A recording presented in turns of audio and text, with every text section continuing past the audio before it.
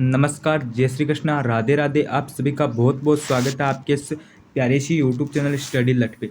तो मेरे प्यारे साथियों, आज के इस वीडियो में हम बात करने वाले हैं कि जो स्पेशल बीएसटीसी की जो कट ऑफ है, ठीक है, स्पेशल बीएसटीसी की कट ऑफ क्या रह सकती है। क्योंकि मेरे पास काफ़ी स्टूडेंट के कमेंट आ रहे हैं कि sir special BSTC cut off क्या रह सकती है। जैसे आपकी 4 तारीख को एग्जाम हुई, उसकी जो कट ऑफ है वो क्या रह सकती है।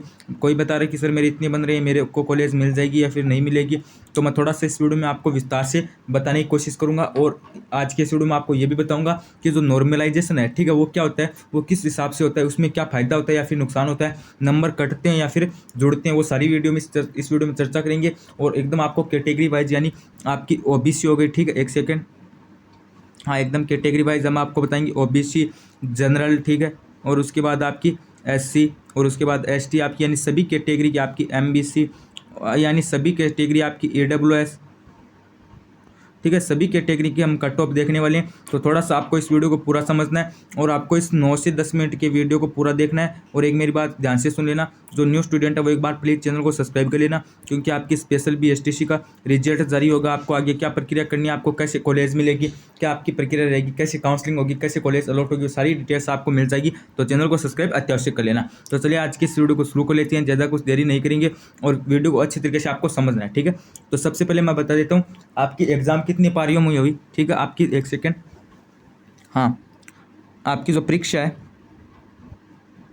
ठीक है, आपकी परीक्षा कितनी पारियों में हुई, आपकी परीक्षा हुई 3 पारियों में, ठीक है। एक तो आपकी हो गई फर्स्ट पारी में, फर्स्ट शिफ्ट में, और ये आपकी हुई सेकेंड शिफ्ट में, और ये आपकी हुई थर्ड शिफ्ट में, यानी 3 पारियों में आपकी एग्जाम कंडक्ट करवाई गई, ठीक है। तो इनमें क्या होता है, इसमें क्या होता है कि नॉर्मलाइजेशन लागू होता है, ठीक है। नॉर्मलाइजेशन क्या होता है, इसमें क्या होता है, आपको फ़ायदा होता है, ठीक है। इसमें लगभग 4 से 5 नंबर का आपका बोनस मिलता है, ठीक है। इसमें 4 से 5 नंबर का आपको बोनस मिलता है। वो कैसे मिलता है वो भी आपको मैं आगे बता दूंगा।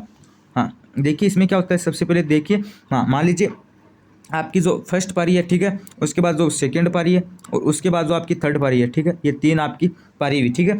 तो इनमें क्या हुआ था कि आपकी जो फर्स्ट और आपकी जो थर्ड है, ठीक है, शिफ्ट है, ये दोनों पारी है, इनका जो पेपर का लेवल क्या था, वो हार्ड था, मान लीजिए, ठीक है, एक उदाहरण के तौर पर बता रहा हूँ, इनके पेपर का लेवल क्या था, हार्ड था, ठीक है। या फिर आप मान सकते हो, एक सेकंड, आप मान सकते हो ईजी था, ठीक है। इन दोनों पारियों का पेपर का लेवल क्या था, एक सेकेंड, हाँ, ईजी था।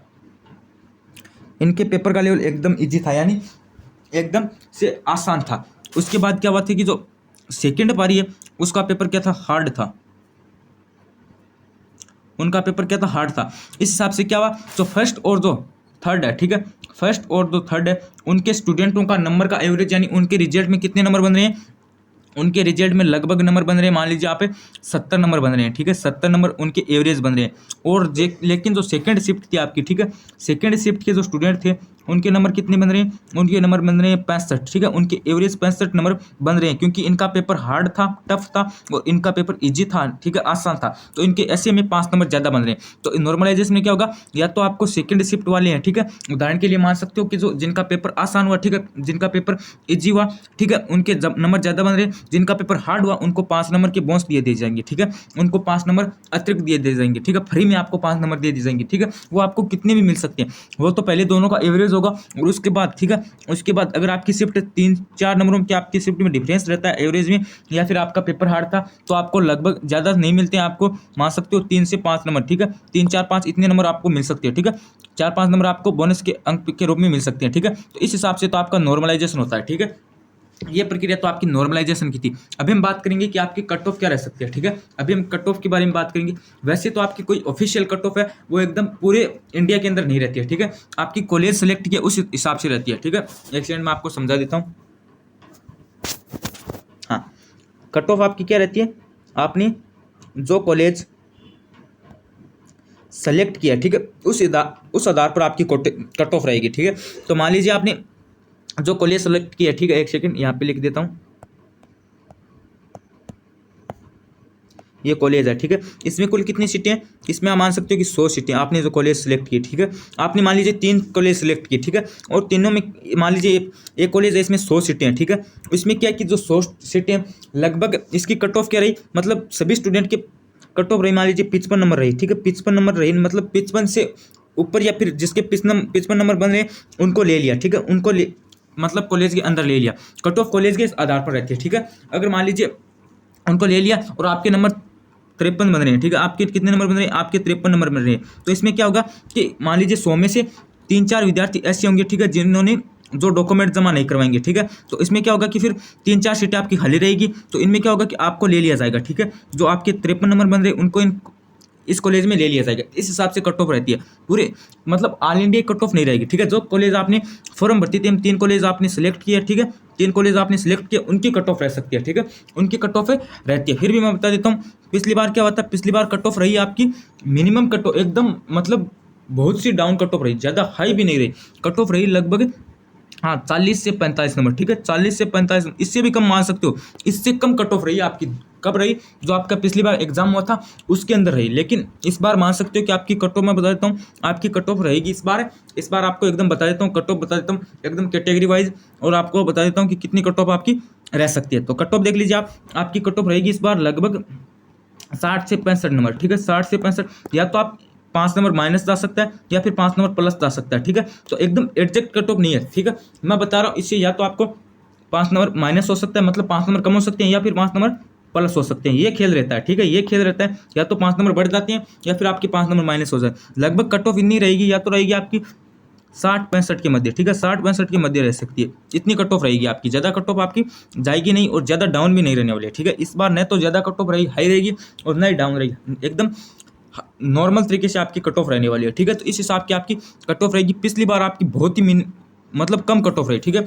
पिछली बार की बात करूं तो आपकी बहुत ही कम कट ऑफ रही पिछली बार। तो मैंने बताया ना कि मात्र 40 से 45, ठीक है, ये भी ज़्यादा है, लगभग 38-40 वालों का, ठीक है, 38 वालों का पिछली बार सिलेक्शन हो गया था। लेकिन इस बार देख लेते हैं कि मैंने बताया इस हिसाब से होता है, जो कॉलेज आपने सिलेक्ट किया उस आधार पर आपका एडमिशन होता है, ठीक है। मान लीजिए आपके नंबर अच्छे बन रहे हैं, आपके 70 नंबर बन रहे हैं, ठीक है, और आपने 3 कॉलेज फिल किए, अगर आपका फर्स्ट में ही हो जाता है, ठीक है, 70 नंबर में आपका फर्स्ट में हो जाएगा, क्योंकि इतनी भी कट ऑफ हाई नहीं जाएगी। अगर आपके मान लीजिए 50 नंबर बन रहे हैं, तब आपका क्या होगा कि आपने जो कॉलेज सेलेक्ट किया, अगर तीनों में से किसी भी कॉलेज में अगर खाली सीटें रहेगी तो उस कॉलेज में आपको एडमिशन मिल जाएगा। तो इस हिसाब की आपकी कट ऑफ रहने वाली है। और कैटेगरी वाइज मान सकते हो कि आप हाई रहेगी आपकी। सबसे हाई कट ऑफ आपको पता है किसकी रहेगी? हाँ, सबसे हाई कट ऑफ रहेगी जनरल की, ठीक है, सबसे हाई कट ऑफ रहेगी जनरल की, और उसके बाद रहेगी ओबीसी की, और उसके बाद रहेगी एमबीसी की, और उसके बाद रहेगी ईडब्ल्यूएस की,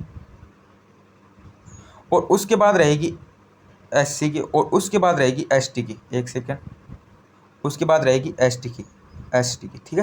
तो इस हिसाब से रहेगी सबसे ऊपर जनरल, फिर ओबीसी, फिर एमबीसी, फिर ईडब्ल्यूएस, फिर एससी और फिर एसटी। तो इस हिसाब की आपकी कट ऑफ रहने वाली है। और अगर नॉर्मलाइजेशन लागू होता है तब जो शिफ्ट, ठीक है, जिस शिफ्ट का पेपर हार्ड था, ठीक है, जिस शिफ्ट का पेपर हार्ड था, मान लीजिए एक शिफ्ट का पेपर हार्ड था, ठीक है, 2 शिफ्टों की बजाय, ठीक है, 2 शिफ्ट का पेपर इजी था, ठीक है, एक सेकंड, 2 शिफ्ट का तो क्या था, पेपर इजी था, और एक का क्या हुआ, हार्ड था, ठीक है, एक का क्या हार्ड था, तो इन 2 का तो हो गया इजी और एक का था हार्ड।